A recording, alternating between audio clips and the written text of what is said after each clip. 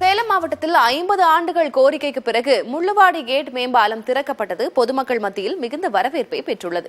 இதுகுறித்து நமது செய்தியாளர் மோகன் வாகன ஓட்டிகளிடம் கேட்ட கருத்து கணிப்பை இப்போது பார்க்கலாம். மைய பகுதியில் அமைஞ்சிருக்கு முள்ளுவாடி கேட் ரயில்வே மேம்பாலம்.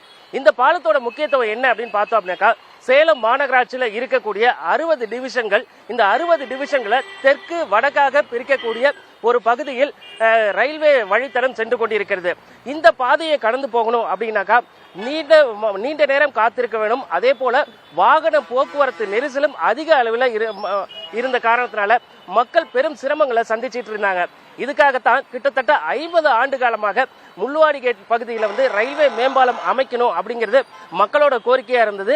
இந்த கோரிக்கையை நிறைவேற்றும் வகையில் கடந்த 2016ஆம் ஆண்டு முள்ளுவாடி கேட் ரயில்வே மேம்பாலம் கட்டுவதற்கான பணிகள் தொடங்கப்பட்டது. பல்வேறு வழக்குகள் தொடுக்கப்பட்டு அந்த வழக்குகளில் நீதிமன்றம் உத்தரவின்படி தற்பொழுது இந்த பாலமானது கட்டி முடிக்கப்பட்டிருக்கிறது. இது எப்படா ஓபன் பண்ணுவாங்கன்னு வெயிட் பண்ணிட்டு இருந்தோம் சார். இது டைமுக்கு நான் போய் பஸ் பிடிக்க முடியும். அதுக்காக இது ரொம்ப யூஸ்ஃபுல்லா இருக்கு. அதே மாதிரி ரொம்ப கஷ்டம் சார். இந்த கீழே டவுன்ல போகும்போது ஆப்போசிட் வண்டி வரும். ஸோ இந்த சைடு ரோடு உடஞ்சிருந்தது. அதெல்லாம் ரொம்ப கஷ்டப்பட்டோம் சார். அதான் ரொம்ப நாள் வெயிட் பண்ணிட்டு இருந்தோம். இது ரொம்ப யூஸ்ஃபுல்லா இருக்குங்க சார். ஐயோ, டிராபிக்ல ஸ்கூல்ல போல கிட்டத்தட்ட ½ hour 1 hour நிக்க வேண்டியது இருக்கு.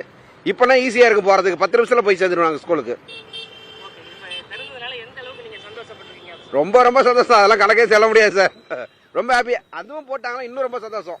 முக்கியத்துவம் வாய்ந்த இந்த மேம்பாலம் இன்று திறந்து வைக்கப்பட்டிருப்பது சேலம் மாநகர மக்களுக்கு மிகவும் மகிழ்ச்சி ஏற்படுத்தி இருக்கிறது. புதிய தலைமுறைக்காக ஒளிப்பதிவாளர் சதீஷுடன் சேலத்திலிருந்து எஸ் மோகன்ராஜ்.